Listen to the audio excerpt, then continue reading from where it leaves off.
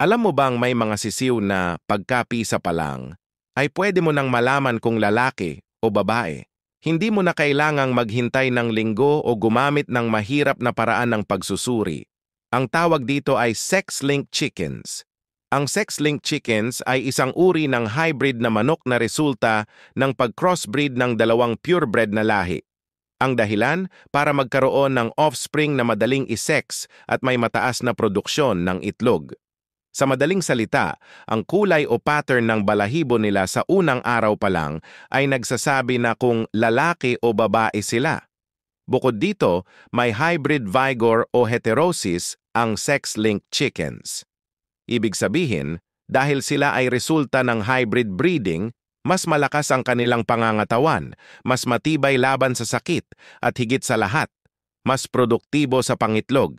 Sa mga hatchery at farm, mahalaga ito dahil mabilis nilang naiihiwalay ang mga inahin mula sa tandang.